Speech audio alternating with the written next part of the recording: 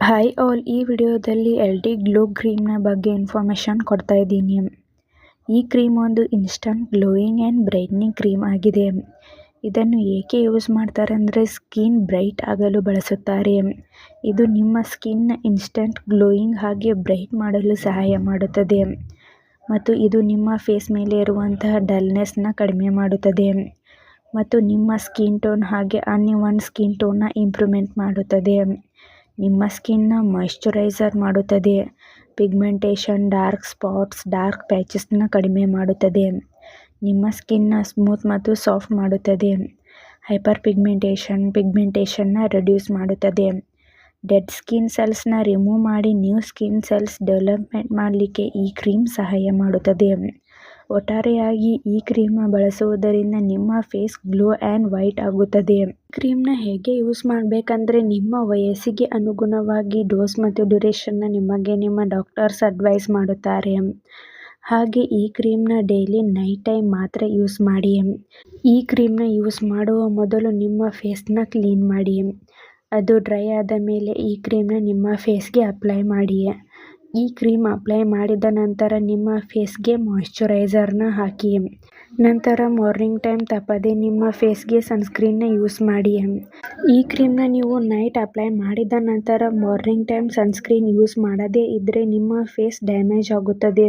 ಹೊರಗಡೆ ಹೋದಂಥ ಸಮಯದಲ್ಲಿ ಸನ್ಲೈಟ್ ನಿಮ್ಮ ಫೇಸ್ ಮೇಲೆ ಬೀಳುವುದರಿಂದ ನಿಮ್ಮ ಸ್ಕಿನ್ ಸೆನ್ಸಿಟಿವ್ ಆಗುತ್ತದೆ ಮತ್ತು ನೀವು ಈ ಕ್ರೀಮ್ನ ಮಾರ್ನಿಂಗ್ ಟೈಮ್ ಯೂಸ್ ಮಾಡ್ತಾ ಇದ್ದರೆ ತಪ್ಪದೇ ಮಾಯಿಶ್ಚರೈಸರ್ ಮತ್ತು ಸನ್ಸ್ಕ್ರೀನ್ನ ನಿಮ್ಮ ಫೇಸ್ಗೆ ಅಪ್ಲೈ ಮಾಡಿ. ಈ ಕ್ರೀಮ್ ಹೇಗೆ ವರ್ಕ್ ಮಾಡುತ್ತೆ ಅಂದರೆ ಇದರಲ್ಲಿ glutathione, kojic acid, vitamin C, vitamin E ಎಂಬ ಆ್ಯಂಟಿ ಆಕ್ಸಿಡೆಂಟ್ಸ್, ಆ್ಯಂಟಿ ಏಜಿಂಗ್ ಮತ್ತು ಸ್ಕಿನ್ ಲೈಟನಿಂಗ್ ಪ್ರಾಪರ್ಟೀಸ್ ಇವೆ. ಇವು ನಿಮ್ಮ ಫೇಸ್ ಮೇಲೆ ಇರುವಂಥ ಮೆಲಾನಿನ್ ಪ್ರೊಡಕ್ಷನ್ನ ಕಡಿಮೆ ಮಾಡುತ್ತದೆ, ನಿಮ್ಮ ಸ್ಕಿನ್ನ ಇನ್ಸ್ಟಂಟಾಗಿ ಗ್ಲೋ ಮತ್ತು ಬ್ರೈಟ್ ಮಾಡುತ್ತದೆ, ನಿಮ್ಮ ಫೇಸ್ ಮೇಲೆ ಇರುವಂಥ ಪಿಗ್ಮೆಂಟೇಷನ್, ಡಾರ್ಕ್ ಸ್ಪಾಟ್ಸ್ನ ರೆಡ್ಯೂಸ್ ಮಾಡುತ್ತದೆ ಮತ್ತು ನಿಮ್ಮ ಸ್ಕಿನ್ನ ಮಾಯಿಶ್ಚರೈಸರ್ ಮತ್ತು ಸ್ಮೂತ್ ಆ್ಯಂಡ್ ಸಾಫ್ಟ್ ಮಾಡುತ್ತದೆ. ಈ ಕ್ರೀಮ್ನ ಸೈಡ್ ಎಫೆಕ್ಟ್ಸ್. ಈ ಕ್ರೀಮ್ನಿಂದ ಯಾವುದೇ ಸೈಡ್ ಎಫೆಕ್ಟ್ಸ್ ಕಾಣಿಸಿಕೊಳ್ಳುವುದಿಲ್ಲ. ಒಂದು ವೇಳೆ ಮೈನರ್ ಸೈಡ್ ಎಫೆಕ್ಟ್ಸ್ ಆಗುತ್ತದೆ. Burning sensation, irritation, redness, inflammation, itching. ನಿಮ್ಮ ಸ್ಕಿನ್ಗೆ ಈ ಕ್ರೀಮ್ ಅಡ್ಜಸ್ಟ್ ಆದ ಮೇಲೆ ಈ ಸೈಡ್ ಎಫೆಕ್ಟ್ಸ್ ಎಲ್ಲ ಡಿಸಪಿಯರ್ ಆಗುತ್ತದೆ. ಒಂದು ವೇಳೆ ಹೀಗೆ ಲಾಂಗ್ ಟರ್ಮ್ ಆಗಿ ಕಾಣಿಸ್ಕೊಳ್ತಾ ಇದ್ದರೆ ಕೂಡಲೇ ಡಾಕ್ಟರ್ಸ್ನ ಕನ್ಸಲ್ಟ್ ಮಾಡಿ. ಈ ಕ್ರೀಮ್ನ ಸೇಫ್ಟಿ ಅಡ್ವೈಸ್. ಈ ಕ್ರೀಮಲ್ಲಿರುವಂಥ ಮೆಡಿಸಿನ್ಸ್ದಿಂದ ನಿಮಗೆ ಅಲರ್ಜಿ ರಿಯಾಕ್ಷನ್ಸ್ ಆಗ್ತಾ ಇದ್ದರೆ ಈ ಕ್ರೀಮ್ನ ಯೂಸ್ ಮಾಡಬಾರದು.